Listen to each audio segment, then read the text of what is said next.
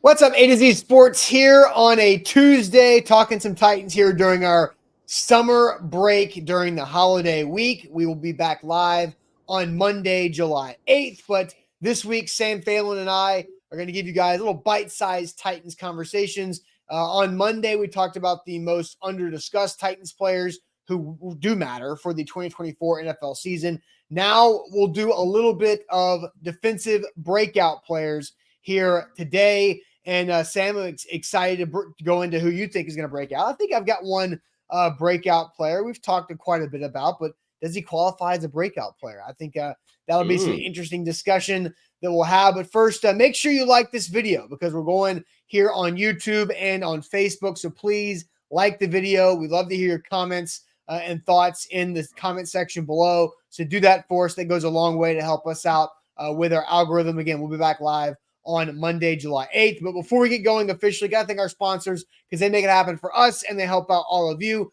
like Wilson County Hyundai. Make them a part of your new car buying process by seeing them in Lebanon or online at wilsoncountyhyundai.com. The Bone and Joint Institute, boneandjointtn.org, the region's destination for comprehensive and orthopedic and sports medicine care. Farm Bureau Health Plans. Get better with Farm Bureau Health Plans. Have been serving Tennesseans for over 75 years, and you can get a lower rate for better health coverage and get a quote today using our link, fbhp.com/ATOZ. And of course, we're always powered by our friends at BetMGM. Download the app today. Use our bonus code ATOZ Sports, and you get up to $1,500 back in bonus bets if your first bet misses. So, Sam, defensive breakout players. I know live the last week of June, you and Jack Gentry discussed offensive breakout players. So give us a quick recap of the offensive breakout players, and then we'll dive into some defensive guys to watch come out of the shadows for this upcoming season. Yeah, I mean, Jack and I had a conversation defining what a breakout player is and how we qualify it. So I'm interested in hearing kind of your opinion on that when you give your player a little bit later.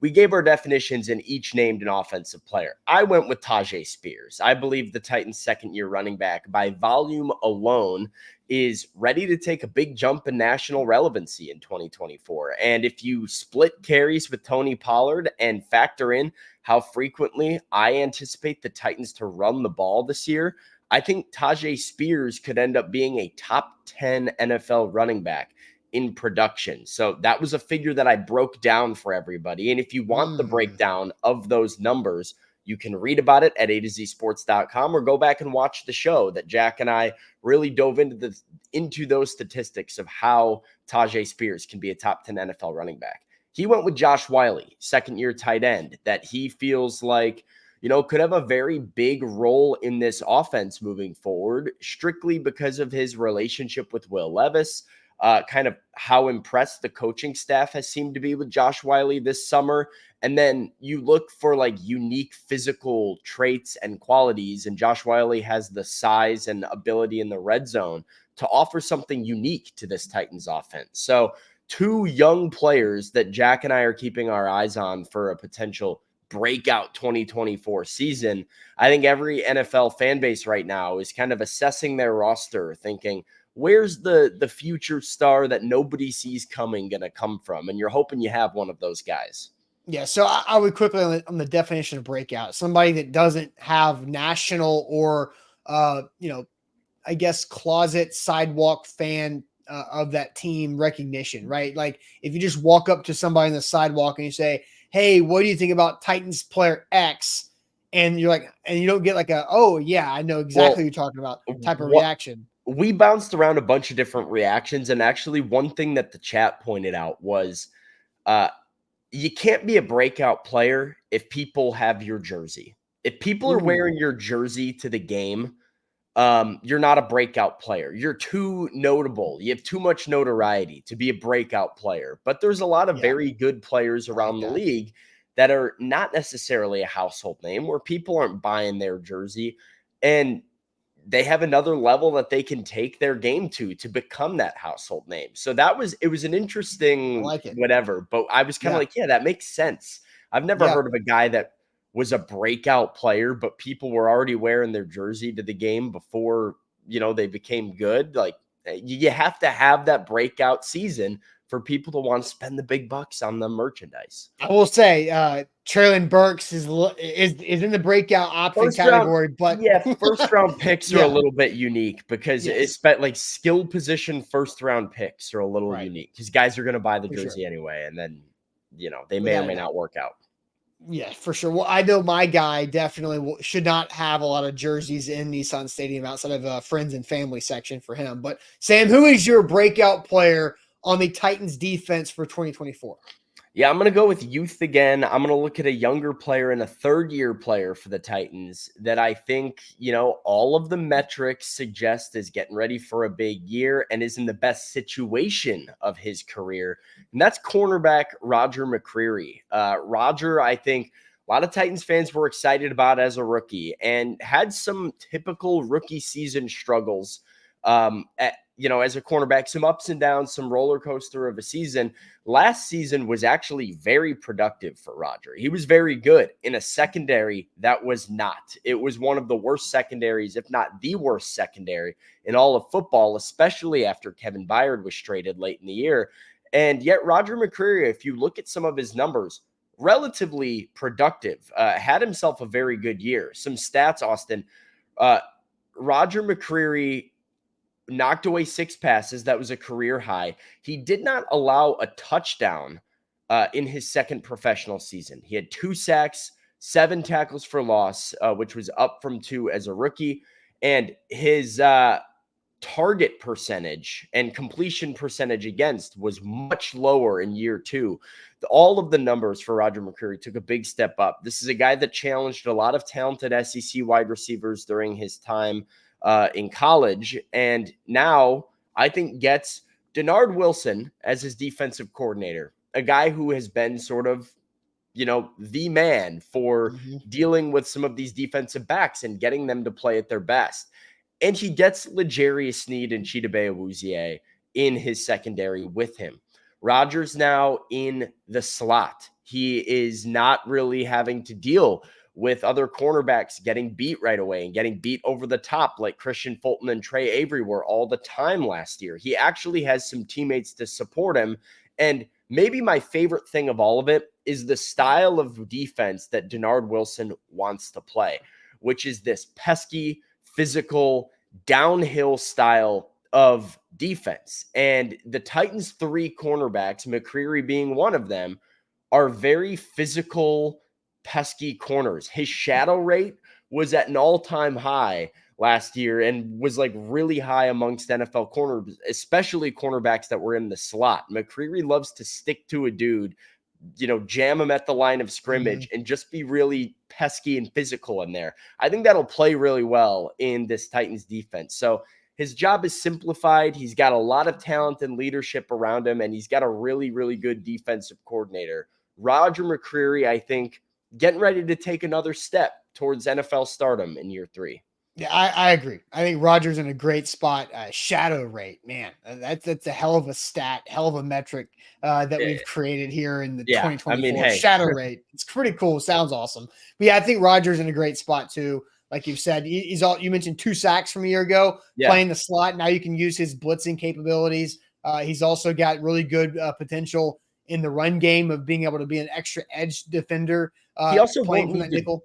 Yeah, he also won't need to guard your top receiver. Like, I think he ended up getting forced into this role last year where he was kind of guarding the number 1 on. I mean, unless the guy was a 6'4" number 1 that he was going to have problems matching up with size-wise. Sure. The Titans put Roger McCreary on opposing wideouts that were top wideouts most of the time.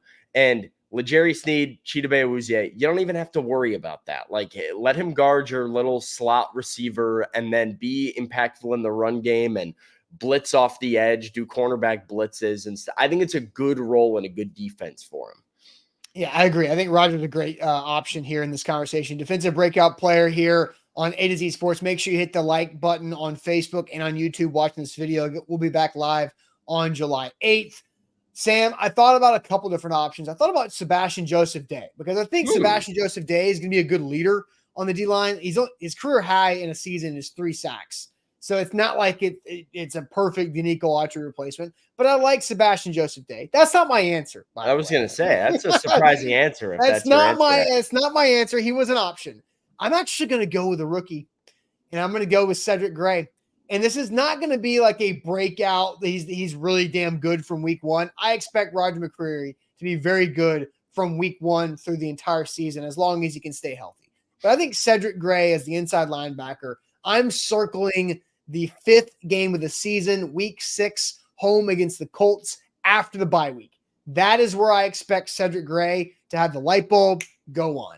And you get 4 games under your belt. Is he going to be a day one starter? We'll have to see. Jack Gibbons will probably get that role out of the gates in training camp because of how comfortable he is with the defense and how comfortable the coaching staff is with him next to Kenneth Murray overall. But I think Cedric Gray, by the 5th game of the year, week 6 against the Colts, will really start to come into his own. He was a 2-time team captain in North Carolina. He's an all-over-the-field type of linebacker. I think the nature of the position allows him to grow into it. Because over the last decade of Titans football, we've watched the Titans, this organization, under multiple GMs and different head coaches now, obviously, but have a lot of success on day 3 of the draft at inside linebacker. You get Avery Williamson, 5th round of Kentucky. He's a 4-year starter for you until you replace him with a 5th round pick out of UCLA, Jayon Brown, who came in and was really flashy as a rookie. He gave you 4 really good years until you replace him with a 6th round pick out of West Virginia in David Long Jr., who really didn't break out till the tail end of his rookie year and had a lot of big time plays in the playoffs. But Cedric Gray is the next guy in this. And he's the highest draft pick of them all in the 4th round out of North Carolina. I think Cedric Gray is going to be a 4-year starter for the Tennessee Titans. Once he kind of breaks through, it's going to be hard to get him out of the lineup. So I think a breakout player of the year for me on the defensive side of the ball is Cedric Gray, inside linebacker, as a rookie. Now, we'll have to find out if there's going to be another guy to replace Cedric Gray in about 4 years from now. But I like Cedric Gray. It might take him a month or so to get rolling, but I think he's a good breakout candidate. Yeah, I mean, I don't disagree with the analysis. I loved Cedric Gray in the draft as one of those middle round inside linebacker options. Very successful as a tackler. The production at North Carolina speaks for itself. I mean, the guy knows how to tackle. He knows how to find the football. There are some inconsistencies with his game that made him fall to the 4th round and didn't have him in that upper echelon of inside backers in the draft class. But nonetheless, I mean, I think the player, the leadership style, just, hey, if you can tackle, if you can get downhill and make a play on the football, you can have a role in this league. And I think the Titans certainly see that role for Cedric Gray. I think he's going to be impactful on this defense, certainly in the second half of the year. I don't think he's a breakout candidate because I don't think rookies can be breakout candidates. That's fine, but there's not a lot of options here. There's really I would look actually at the other 2 inside linebackers that you mentioned as potential options instead of Cedric Gray. As, a guy like Jack Gibbons, who is potentially, had a really impressive offseason, is turning some heads with the new coaching staff, who might earn that starting job week 1. Who could end up being your green dot and wearing your green dot and being your defensive communicator. That's one. And then the style of defense that Denard Wilson plays that I just brought up for Roger McCreary, if it helps anybody, it helps Kenneth Murray, because this is the most physically talented guy maybe on your entire defense. And it's between the ears that he hasn't really been able to figure it out in the NFL and reading these defenses. But if Denard Wilson can put Kenneth Murray in a position to just go downhill and hit someone hard with the ball, that could be the best way that K9 is used here in Music City. So I like Cedric Gray as my 2025 breakout candidate. I don't know if 2024, this is more of establishing the baseline and getting his feet wet in the league. Yeah, if only you could combine Kenneth Murray Jr. and Jack Gibbons, you'd have the perfect linebacker. Yeah, if you could, if you could have the 2 of them, you'd be like, yeah, great.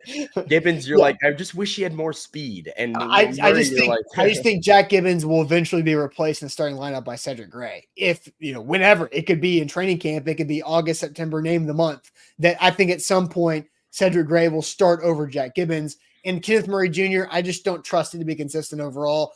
I mentioned Sebastian Joseph Day. Does Arden Key count as a breakout? He could. We talked Sure. about Amani Hooker this week, who's kind of already out there. And, everybody else, you kind of know, right? And like T'Vondre Sweat, we'll find out with him too. Rookies for me, I just like, in order to be a breakout for me and my definition, I just feel like we have to establish some sort of That's base fair. layer of what you are for you to then exceed the expectations. I mean, I do agree with you. Like Amani Hooker, I think we know what he is. I think, Jeffrey Simmons, we know what he is. Harold Landry, we know these are already Pro Bowl players, right? You can't really go to another level. There's a lot of talent that I'm not sure will take that jump. And then there's like Arden Key, Jack Gibbons, Kenneth Murray, Roger McCreary, maybe are the 4 options. I mean, if you're looking at a returning player that has another level that they can go to that is somewhat realistic, I think those are the guys you're looking at defensively.